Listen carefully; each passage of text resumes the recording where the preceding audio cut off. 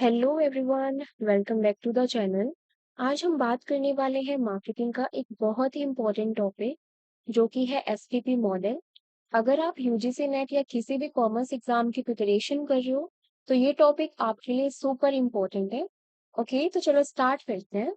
तो इसमें हम सेगमेंटेशन पढ़ेंगे, टारगेटिंग और पोजिशनिंग के बारे में पढ़ेंगे। तो सबसे पहले सेगमेंटेशन से स्टार्ट करते हैं। सोचो अगर एक कंपनी सभी लोगों को एक ही प्रोडक्ट बेचने की कोशिश करे, क्या ये सक्सेसफुल होगा? बिल्कुल भी नहीं, क्योंकि हर कस्टमर अलग होता है। किसी को चीप प्रोडक्ट चाहिए होते हैं, किसी को प्रीमियम, किसी को क्वालिटी और किसी को स्टाइल। इसी प्रॉब्लम का सलूशन है मार्केट सेगमेंटेशन। अब देखो, मार्केट सेगमेंटेशन का मतलब होता है पूरे मार्केट को छोटे छोटे ग्रुप्स में डिवाइड करना। और ये ग्रुप कैसे बनते हैं? उन लोगों के बेसिस पर जिनकी नीड्स, कैरेक्टरिस्टिक्स और बिहेवियर सिमिलर होते हैं। अब हम वर्ड टू वर्ड समझते हैं। देखो क्या बोला हुआ है, market segmentation means dividing the whole market. मतलब पूरी ऑडियंस को एक साथ ट्रीट नहीं करना, इनटू स्मॉलर ग्रुप्स, उन्हें छोटे छोटे सेगमेंट्स में बांटना। सिमिलर नीड्स, जिनकी जरूरतें सेम हैं, similar characteristics, age, gender, income, lifestyle सब सेम हो।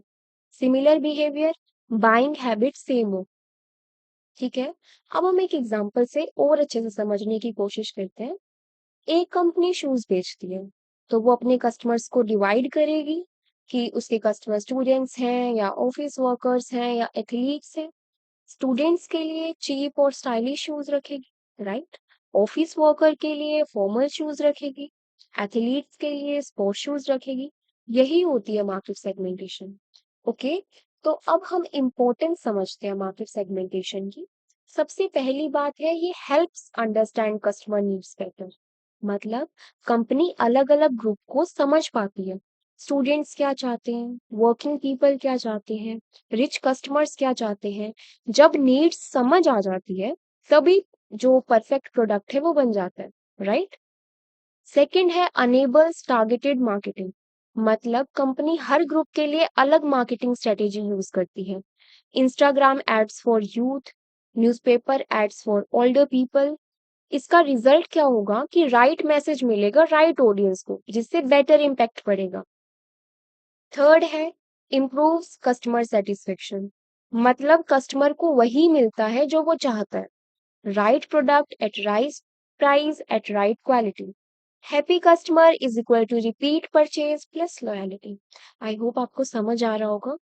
फोर्थ पॉइंट है इफिशिएंट यूज ऑफ रिसोर्सेज। मतलब कंपनी जो है अपना टाइम, मनी और एफर्ट वेस्ट नहीं करती, सिर्फ टारगेट ऑडियंस पर फोकस करती है। अननेसेसरी मार्केटिंग को अवॉइड करती है। अगर वेस्टेज कम करेगी तो प्रॉफिट ज्यादा होगा। ठीक है, नेक्स्ट आता है gives competitive advantage. Last but very important, company अपने कॉम्पिटिटर से आगे निकल जाती है। बेटर अंडरस्टैंडिंग ऑफ कस्टमर्स करके, बेटर प्रोडक्ट बना के, बेटर मार्केटिंग करके, और इसी वजह से वो मार्केट लीडर बन सकती है। ओके, अब हम समझते हैं कि ये जो सेगमेंटेशन होता है ना, वो किन बेसिस पर होते हैं। सबसे पहले आता है डेमोग्राफिक सेगमेंटेशन। ये क्या होता है, चलो समझते हैं। मतलब पॉपुलेशन के कैरेक्टरिस्टिक्स के बेसिस पर मार्केट को डिवाइड करना। अब इसको हम हर एक जो इसका अलग अलग वो है, जिन बेसिस पर डेमोग्राफिक सेगमेंटेशन होता है उसको समझते हैं। जैसे एज के बेसिस पर कस्टमर अलग होते हैं, जैसे kids, teenagers, adults, old people. Example, जो टॉयज होते हैं वो किड्स के लिए है, एंटी एजिंग जो क्रीम है वो ओल्डर लोगों के लिए है। जेंडर के बेसिस पे कैसे होता है, मेल और फीमेल की प्रेफरेंसेस अलग होती हैं, क्लोथिंग्स में, कॉस्मेटिक्स में, प्रोडक्ट्स में, राइट। इनकम के बेसिस पे इनकम डिसाइड करती है बाइंग पावर। लो इनकम है तो बजटेड प्रोडक्ट खरीदेगा कस्टमर, हाई इनकम है तो प्रीमियम प्रोडक्ट खरीदेंगे, है ना। एक एग्जांपल है जैसे local brand versus luxury product, right. Education का क्या रोल है? देखो, एजुकेशन लेवल भी बाइंग बिहेवियर को अफेक्ट करती है। एजुकेटेड लोग क्वालिटी और फीचर्स पर फोकस करते हैं, अवेयरनेस ज्यादा होती है, जैसे example online courses, books, learning app.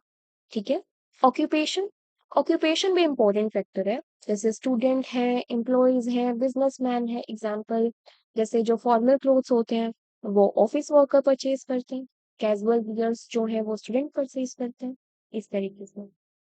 Next हम देखते हैं ज्योग्राफिक बेसिस पे। इसका क्या मतलब होता है, जब मार्केट को लोकेशन के बेसिस पे डिवाइड किया जाता है उसे कैसे कहते हैं, ज्योग्राफिक सेगमेंटेशन उसे बोलते हैं।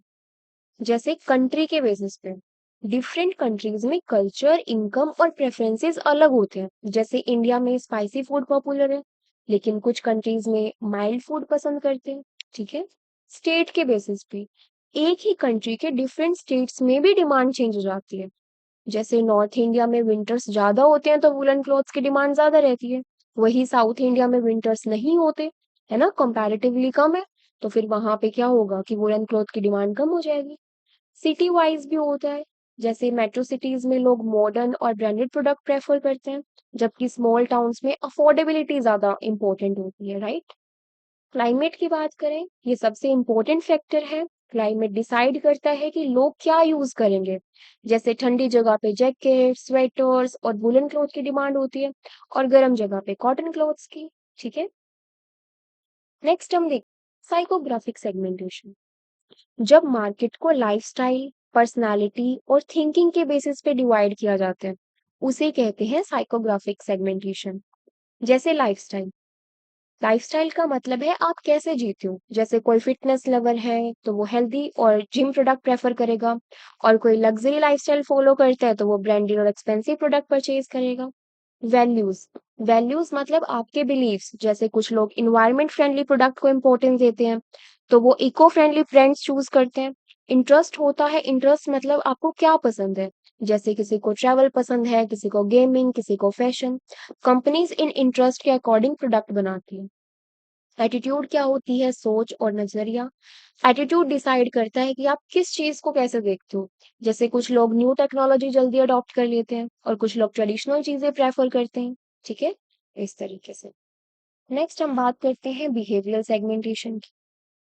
तो इसका मतलब है कस्टमर को उनके बिहेवियर के बेसिस पे डिवाइड करना, यानी वो प्रोडक्ट को कैसे यूज करते हैं, कब यूज करते हैं और क्यों यूज करते हैं।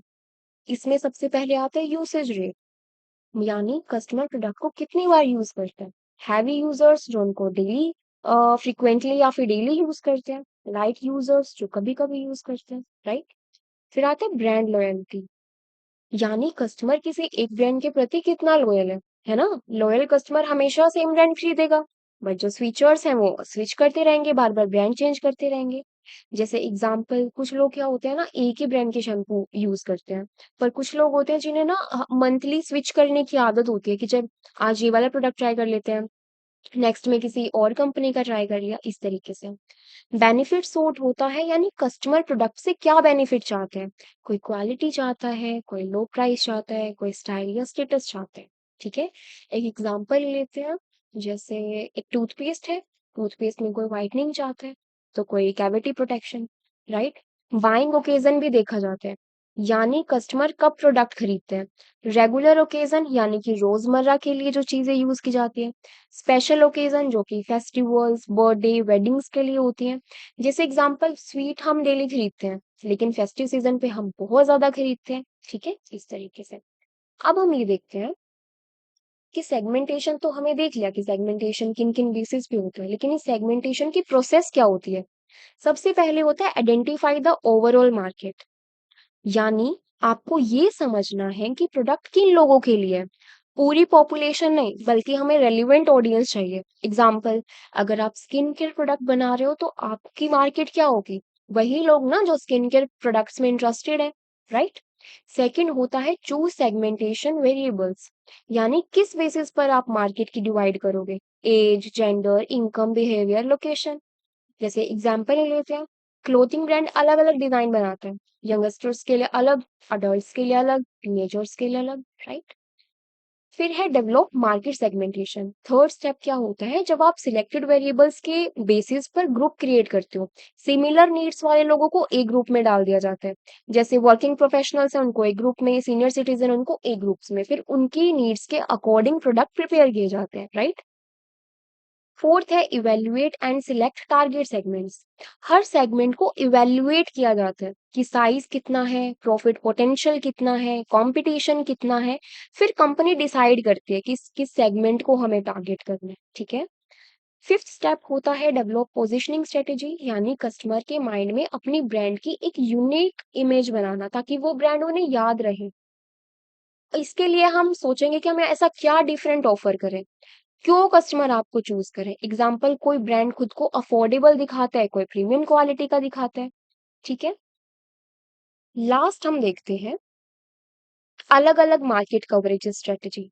सबसे पहले आती है अनडिफरेंशिएटेड मार्केटिंग और मास मार्केटिंग। इसमें कंपनी पूरी मार्केट के लिए सेम प्रोडक्ट बनाती है, कोई सेगमेंटेशन नहीं होता, सबके लिए सेम ऑफर होता है। जैसे basic commodities like sugar salt, ये हर कोई यूज कर लेते हैं, सबके लिए सेम प्रोडक्ट बनते हैं। नेक्स्ट है डिफरेंशिएटेड मार्केटिंग। इसमें कंपनी अलग अलग सेगमेंट्स के लिए अलग अलग प्रोडक्ट बनाती है, मतलब वन मार्केट मल्टीपल ऑफर्स। जैसे एग्जांपल ले लेते हैं कार कंपनीज का, कोई बजट कार्स होती हैं, फैमिली कार्स होती हैं, लग्जरी कार्स होती हैं, इस तरीके या नीश मार्केटिंग। इसमें कंपनी सिर्फ एक स्पेसिफिक सेगमेंट पर फोकस करती है, पूरा एफर्ट उसी नीश मार्केट के लिए होता है। जैसे example luxury brands high income customers को टारगेट करते हैं, क्वालिटी और एक्सक्लूसिवनेस पर फोकस रखते हैं। फिर होती है फोर्थ माइक्रो मार्केटिंग। इसमें प्रोडक्ट्स और मार्केटिंग एफर्ट्स इंडिविजुअल कस्टमर तक कस्टमाइज किए जाते हैं, यानी हर कस्टमर स्पेशल होता है। जैसे एग्जांपल लेते हैं पर्सनलाइज्ड एड्स होती हैं, कस्टम मेड्स प्रोडक्ट्स होते हैं, लाइक वो गिफ्ट होते हैं ना, ऐसे नेम वगैरह करके गिफ्ट्स होते हैं, तो वो कस्टमाइज गिफ्ट हो जाते हैं इस तरीके से। ऑनलाइन रिकमेंडेशंस, जैसे आपको वही प्रोडक्ट्स दिखाना जो आपने सर्च किया है। ठीक है। वैसे अब देखो, जो माइक्रो मार्केटिंग होती है वो दो तरीके की होती है, एक होती है लोकल मार्केटिंग, एक होती है इंडिविजुअल मार्केटिंग। लोकल मार्केटिंग में क्या होता है, इसमें फोकस होता है किसी स्पेसिफिक एरिया या लोकेशन पर, यानी कंपनी पूरे कंट्री को टारगेट नहीं करती, बल्कि एक पर्टिकुलर सिटी या लोकेलिटी पर फोकस करती है। एग्जाम्पल, एक शॉप सिर्फ अपने सिटी में ऑफर देती है, जैसे लुधियाना स्पेशल डिस्काउंट, इस तरीके से। इंडिविजुअल मार्केटिंग में क्या होता है, इसमें फोकस होता है सिंगल कस्टमर पर, हर कस्टमर को अलग से अलग तरीके से ट्रीट किया जाता है। एग्जाम्पल शॉपिंग एप्स आपको वही एड्स दिखाते हैं जो आपने सर्च किए होते हैं, यानी पूरी मार्केटिंग आपके हिसाब से हो रही होती है। ठीक है। अब देखो हम फीचर्स पढ़ते हैं माइक्रो मार्केटिंग के। हाईली टारगेटेड है, पर्सनलाइज्ड अप्रोच है, focus on small segment, customer specific strategies. I hope आपको समझ आ रहा होगा। नेक्स्ट हम देखते हैं करेक्टरिस्टिक्स ऑफ इफेक्टिव सेगमेंटेशन। सबसे पहली बात, जो हम सेगमेंट बना रहे हैं वो मेजरेबल होना चाहिए, यानी सेगमेंट का साइज और परचेजिंग पावर जो है हम मेजर कर सकें। असेसेबल होना चाहिए, कंपनी उस सेगमेंट तक आसानी से पहुंच सके, यानी मार्केटिंग पॉसिबल हो। सस्टेनेबल होना चाहिए, सेगमेंट इतना बड़ा और प्रॉफिटेबल होना चाहिए कि टारगेट करना वर्थ वाइल। ओके। डिफरेंशिएबल होना चाहिए, हर सेगमेंट क्लियरली अलग होना चाहिए ताकि अलग स्ट्रेटेजी बनाई जा सके। एक्शनेबल होना चाहिए, कंपनी उस सेगमेंट के लिए इफेक्टिव मार्केटिंग प्रोग्राम्स बना सके। ठीक है। आई होप यहाँ तक आपको अच्छे से समझ आया होगा। नेक्स्ट हम टारगेटिंग और पोजीशनिंग के बारे में पढ़ेंगे।